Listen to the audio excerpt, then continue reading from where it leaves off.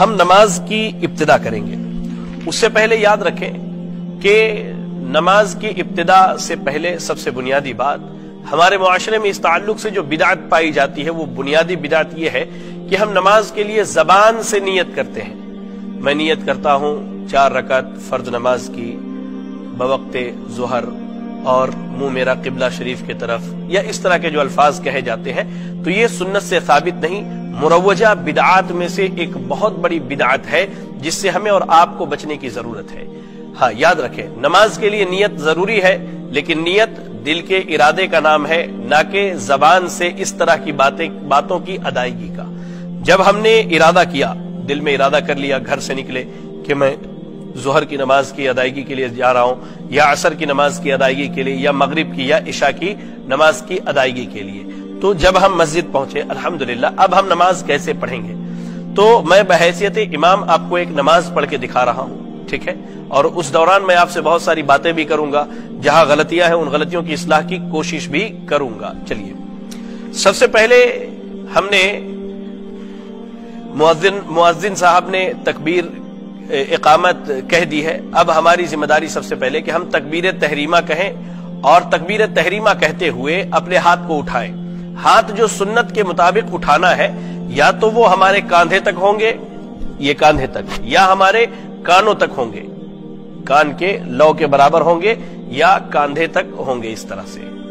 جو بھائی عموماً نیت کرتے وقت اللہ اکبر جب کہتے ہیں تو اپنے ہاتھوں کو کان کے لو سے ایسے لگاتے ہیں، آپ یاد رکھیں یہ سنت سے ثابت نہیں ہے، بلکہ یہ سنت کے خلاف عمل ہے۔ سنت سے ثابت عمل کیا ہے کہ ہم یا تو کاندھے تک اٹھائیں یا کان کے لو تک اٹھائیں، لیکن انگلی کو اس طرح سے انگلی سے اس طرح سے کان کو نہ چھوئے، نہ ٹچ کرے میرے ہاتھ۔ تو ہم کیا کہیں گے؟ اللہ اکبر، اس طرح سے ہمارے ہاتھ ہوں گے قبلہ کی جانب۔ یاد رکھیں، نماز جب بھی پڑھیں، چاہے نماز کی کسی بھی حالت یا کیفیت میں ہو، ہمیں کیا کرنا ہے؟ ہمارا سارا جسم جو ہے قبلہ کی طرف۔ بعض بھائی جب کھڑے ہوتے ہیں تو اپنے پیروں کو ایسے رکھتے ہیں، دیکھیے اس طرح سے، یہ سنت کے خلاف ہے۔ سنت یہ ہے کہ تمام اعضاء قبلے کی طرف ایسے ہوں گے۔ ہم نے جب تکبیر کہنا ہے تو اللہ اکبر، ایسے ہاتھ اٹھایا اور ہم نے نیت باندھ دیا۔ نیت کے لیے جو احادیث وارد ہیں، چاہے وہ وائل بن حجر رضی اللہ تعالی عنہ کی ہو، یا دوسری جو سنن کی ہمیں اور صحیح کی روایتیں ملتی ہیں، ان میں یہ ہے کہ انسان اپنے کلائی کو جو ہے کلائی پر رکھے، ایسے رکھے کلائی کو کلائی پر، یا ان ہاتھ کی انگلیوں کو یہاں اپنے کہنی کے پاس رکھے، ہاتھ کی انگلیوں کو کہنی کے پاس رکھے، کوہنی کے پاس رکھے۔ تو ہم نے کلائی پر رکھا، اللہ اکبر کہہ کے ہم نے کلائی پر رکھا، سبحان اللہ، کلائی پر رکھے، اور کہاں باندھے؟ سینے پر باندھے، سینے پر باندھے۔ صحیح ابن خزیمہ کی جو سب سے صحیح روایت ہے اس باب میں وہ یہی ہے کہ انسان ہاتھ کو سینے پر باندھے۔ جو روایت بڑی مشہور ہے حضرت علی رضی اللہ تعالی عنہ کے تعلق سے، جس میں تحت السرہ کا ذکر ہے ناف کے نیچے باندھنے کا، تو یاد رکھے وہ سند کے اعتبار سے درست نہیں ہے، علماء نے اس کو نکارا ہے اور اسے ضعیف قرار دیا۔ اور آپ ایک چیز یاد رکھے، ہم ہاتھ ایسے باندھے یا ہاتھ کلائی پر رکھے، وہ خود بخود سینے پر چلائے گا، خود بخود سینے پر چلائے گا۔ الحمدللہ ہمارے معاشرے میں ہمارے احناف بھائی کیا کرتے ہیں، مرد حضرات ناف کے نیچے ہاتھ باندھتے اور خواتین سینے پر ہاتھ باندھتی ہیں۔ تو یاد رکھیں یہ تفریق نماز میں اللہ کے نبی صلی اللہ علیہ وسلم سے ثابت نہیں ہے، آپ صلی اللہ علیہ وسلم نے کہیں بھی ایسا نہیں کہا ہے، نہ کیا ہے۔ ہم نے جب نیت باندھ لی تو اب ہماری ذمہ داری کیا ہے؟ ہم سینے پر ہاتھ رکھے، بالکل ایک دم یہاں پر بھی نہیں اور بالکل اس طرح چھوڑ کر کے بھی نہیں، بلکہ درمیان میں سینے پر ہاتھ رکھے۔ اب ہم نیت کی دعا پڑھیں گے، جو دعائیں عام طور سے مشہور ہے، اور جیسے ہی ہم نیت باندھیں تکبیر تحریمہ کہہ کے، ہماری نگاہ کہاں ہوگی؟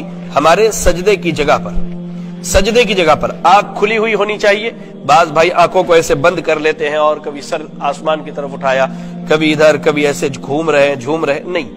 نماز میں خشوع خضوع اختیار کیجیے، ہم اللہ کے سامنے کھڑے، احکم الحاکمین کے سامنے کھڑے، بالکل نگاہ ہماری سجدے کی جگہ پر، ہم نے ایسے نیت باندھ لیا اور اس طرح سے اپنے ہاتھ کو مضبوطی سے پکڑ لیا۔ اب ہم دعا پڑھیں گے، جو مشہور دعائیں ہیں، جیسے مثال کے طور پر سبحانک اللہم وبحمدک وتبارک اسمک وتعالی جدک ولا الہ غیرک، یا وہ جو دعا مشہور ہے اللہم باعد بینی وبین خطایایا کما بعدت بین المشرق والمغرب الی آخر الحدیث۔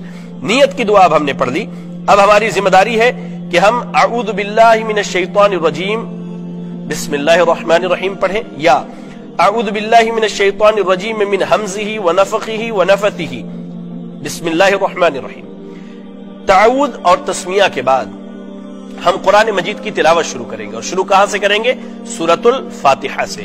نماز میں سورۃ الفاتحہ پڑھنا یہ امام اور مقتدی دونوں کے لیے واجب ہے. سری نمازوں میں امت کا اس بات پر اتفاق ہے کہ امام اور مقتدی دونوں سورۃ الفاتحہ پڑھیں گے. جہری نمازوں کے تعلق سے اختلاف ہے. نماز کے طریقے میں نے سورۃ الفاتحہ کے متعلق مکمل گفتگو کی ہے، اور وہ یہ ہے کہ ہم سری پڑھیں یا جہری پڑھیں، امام اور مقتدی دونوں کے لیے واجب ہے کہ وہ سورۃ الفاتحہ پڑھیں. ہم نے سورۃ الفاتحہ کی تلاوت شروع کی. بعض بھائی بڑی تیز رفتاری سے پڑھتے ہیں، الحمدللہ رب العالمین الرحمن الرحیم مالک یوم الدین ایاک نعبد و ایاک نستعین. نہیں، یہ نبی کا طریقہ نہیں ہے. نبی صلی اللہ علیہ وسلم کا طریقہ کیا؟ آپ اطمینان سے ٹھہر ٹھہر کے پڑھتے، الحمدللہ رب العالمین الرحمن الرحیم، ٹھہر ٹھہر کے آرام سے پڑھیں. سورۃ الفاتحہ ہم نے پڑھ لیا. امام کہتے ہیں غیر المغضوب علیہم ولا الضالین.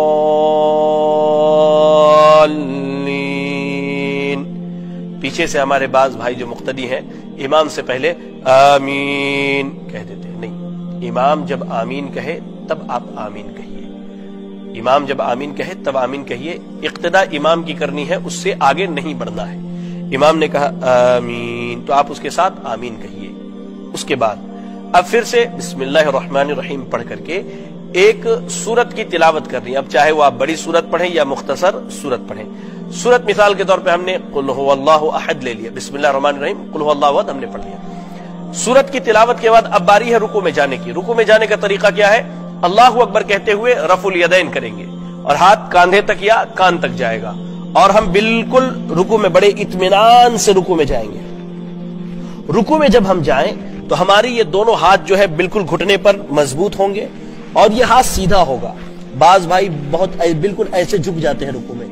بعض بھائیوں کو دیکھا ایسے رکوع کرتے ہوئے. نہیں، اللہ کے نبی صلی اللہ علیہ وسلم جب رکوع کرتے تو آپ کا یہ ہاتھ جو ہے کمان کی رسی کی طرح، کمان کے ڈوری کی طرح ٹائٹ ہوتا ہے اسے بالکل. اور یہ پیٹھ جو ہے ہماری بالکل سیدھی ہو، اور سر پیٹھ کے برابر ہو، نہ بالکل ایسے ہو اور نہ ہی بالکل ایسے ہو، یہ بالکل برابر. رکوع میں جانے کے بعد رکوع کی جو معروف دعائیں ہیں ان میں سے کوئی بھی دعا کم از کم 3 مرتبہ، سبحان ربی العظیم، سبحان ربی العظیم، سبحان ربی العظیم. اب رکوع سے اٹھنے کی باری ہے. سمع اللہ لمن حمدہ، سمع اللہ لمن حمدہ کہتے ہوئے رفع الیدین کرے، یا کہنے کے بعد رفع الیدین کرے. سمع اللہ لمن حمدہ امام اور مقتدی دونوں کہیں گے. ہمارے یہاں معروف کیا ہے کہ امام سمع اللہ لمن حمدہ کہتا ہے اور مقتدی ربنا ولک الحمد حمدا کثیرا طیبا مبارکا فی پڑھتے. نہیں، امام اور مقتدی دونوں سمع اللہ لمن حمدہ اور ربنا ولک الحمد حمدا کثیرا طیبا مبارکا فی. ہم نے پڑھ لی دعا. رکوع سے اٹھنے کے بعد کی دعا، اطمینان سے ایک دم کھڑے ہو جائیے، بالکل طمانیت کے ساتھ، سکون کے ساتھ. نماز دراصل سکون کا نام ہے. اب ہمیں سجدے میں جانا ہے. سجدے میں جاتے وقت پہلے ہاتھ رکھے یا پہلے گھٹنے رکھے؟ تو صحیح اور راجح قول کے مطابق اور دلائل کی مضبوطی کے اعتبار سے پہلے ہاتھ رکھنا ہے، اس کے بعد گھٹنوں کو رکھنا ہے. اب سجدے میں جانا ہے تو ہم رکوع سے اٹھ کے ہم رفع الیدین کے لیے اب سجدے میں جانا ہے تو کیا کہیں گے؟ اللہ اکبر کہتے ہوئے اب ہم سجدے میں جب ایسے گئے تو پہلے ہاتھ رکھا، پھر ہم نے پیر کو رکھا. اللہ کے نبی صلی اللہ علیہ وسلم کہتے ہیں مجھے حکم دیا گیا ہے 7 اعضاء پر سجدے کروں. 7 اعضاء میں ایک اعضاء چہرہ جس میں پیشانی اور ناک شامل ہے، پھر اس کے بعد یہ 2 ہاتھ، پھر یہ 2 گھٹنے، اور پھر پیر پیچھے کے.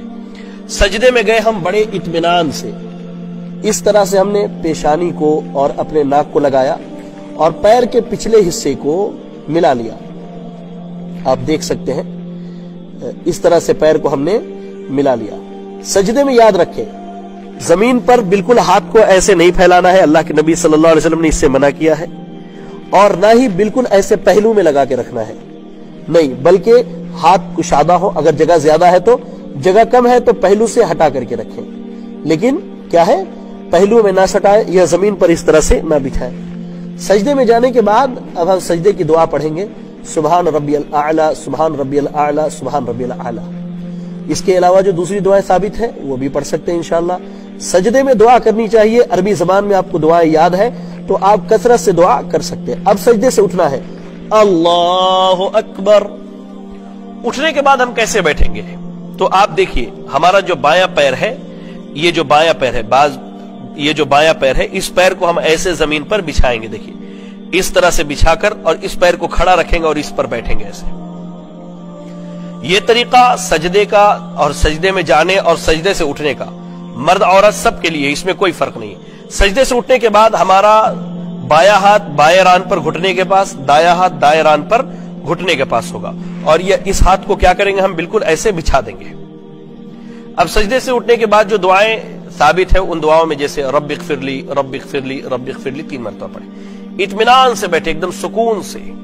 دعا پڑھنے کے بعد پھر اللہ اکبر کہتے ہوئے سجدے میں جائیں، وہی اعمال کریں جو اس سے پہلے ہم نے سجدہ میں کیا ہے۔ اب پھر اٹھنا ہے۔ بعض بھائی کیا کرتے اٹھتے وقت اللہ اکبر اٹھ جاتے، نہیں، سنت کیا ہے، آپ سجدے سے جب اٹھے، چاہے وہ پہلا سجدہ ہو، دوسرا ہو، تیسرا یا چوتھی رکعت کا، تو اللہ اکبر اٹھ کر تھوڑی دیر بیٹھیں یہاں تک کہ تمام ہڈیاں اپنی جگہ پر آ جائیں۔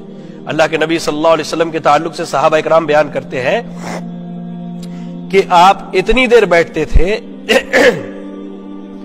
ہمیں یہ لگتا کہ آپ بھول گئے ہیں کہ آپ کو اٹھنا ہے۔ سجدے سے اٹھنے کے بعد اس طرح بیٹھیں پہلی رکعت میں، اب پھر جو ہے اٹھ جائیں، آپ مختصر بیٹھے، لمبا نہیں، مختصر بیٹھے۔ اٹھنے کے بعد پھر اپنی جگہ پر کھڑے ہو گئے، پھر سے دوبارہ ہاتھ سینے پر اور کلائی کے اوپر، کلائی بائیں ہاتھ کے اوپر، دایاں ہاتھ سینے پر باندھ لیا ہم نے۔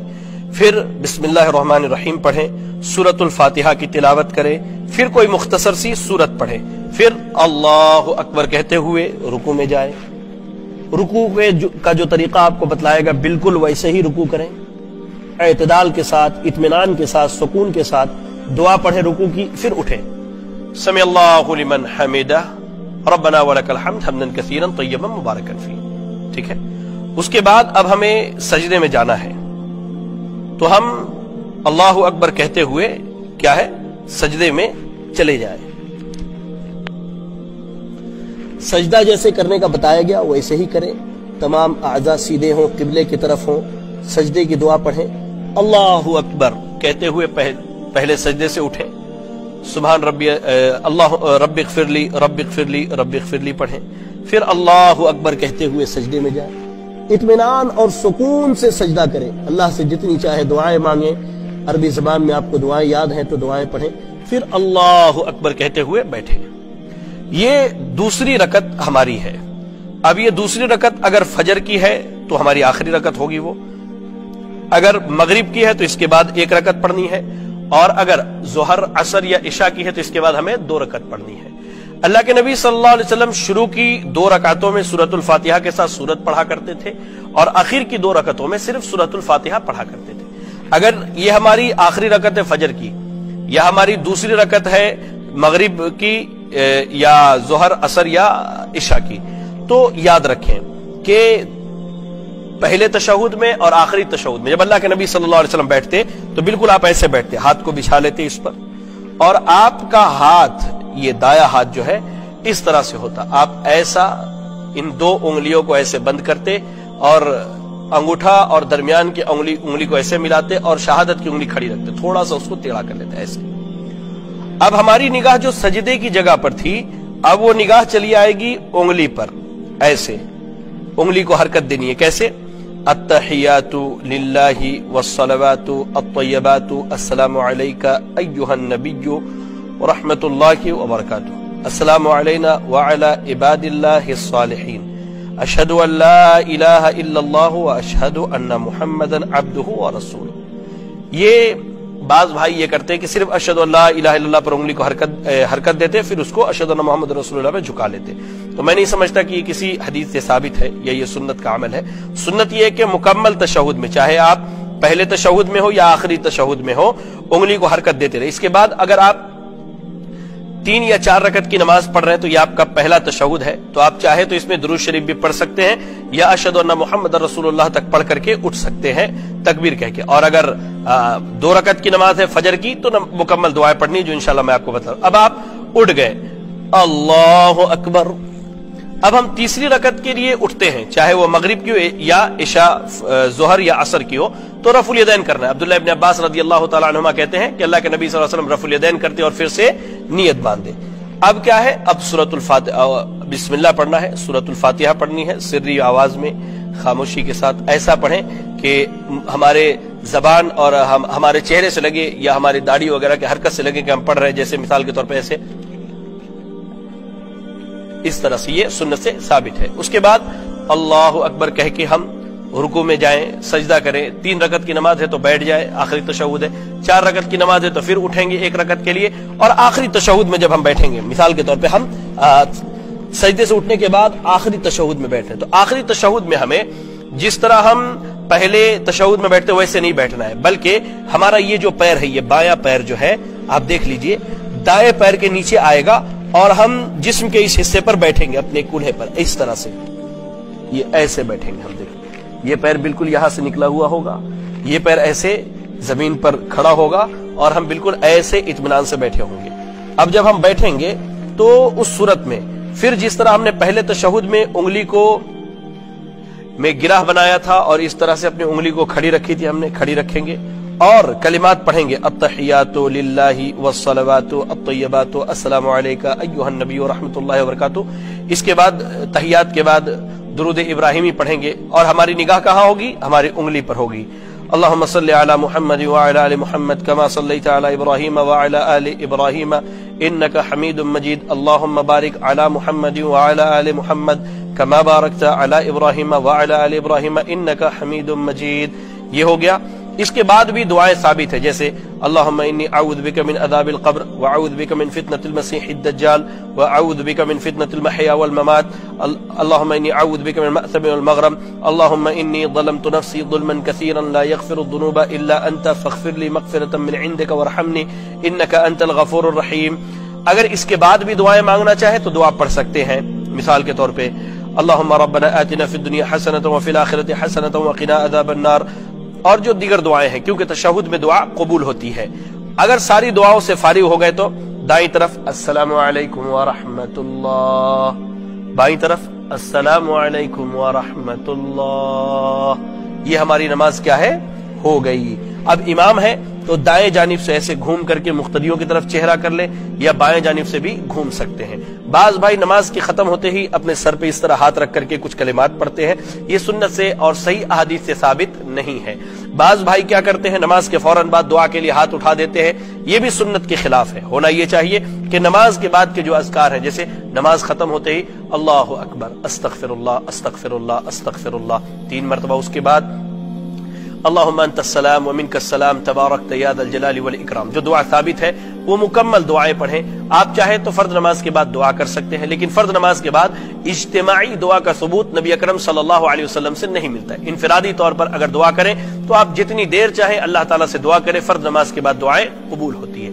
اس طرح سے ہماری 2 اور 4 رکعت کی نماز مکمل ہو گئی. یاد رکھیں میرے بھائی، نماز کے لیے نیتوں کو خالص رکھیں، سنت کی اتباع کریں، کیونکہ یہ 2 ایسی شرطیں ہیں جس کی بنیاد پر ہماری عبادتیں قبول ہوتی ہیں. ہم زندگی بھر نماز پڑھتے رہے، سنت کے مطابق پڑھیں لیکن کسی اور کو دکھانے کے لیے، یہ بھی اللہ کو قبول نہیں. اور اخلاص کے ساتھ پڑھیں، بالکل اللہ کے لیے پڑھیں لیکن سنت کے مطابق نہیں، یہ بھی اللہ کو قبول نہیں. مرد اور عورت کی نماز میں کوئی فرق نہیں ہے، سوائے اس کے کہ مرد امام مصلی پر آگے کھڑا ہوگا، اور عورت اگر امام ہے، عورتوں کی امامت کرا رہی ہے تو وہ درمیان صف کے درمیان میں کھڑی ہوگی، اور اس کے دائیں بائیں خواتین کھڑی ہوں گی، نہ کہ وہ مرد امام کی طرح آگے کھڑی ہوگی. یہ بس فرق ہے. بقیہ سارے نماز کے ارکان واجبات ساری چیزیں جو ہے مرد عورتوں کے درمیان مشترک ہے، کوئی چیز ان میں فرق نہیں. اور جو فرق کرتے ہیں ان کے پاس میں سمجھتا ہوں کوئی مستحکم اور مستند دلیل نہیں ہوگی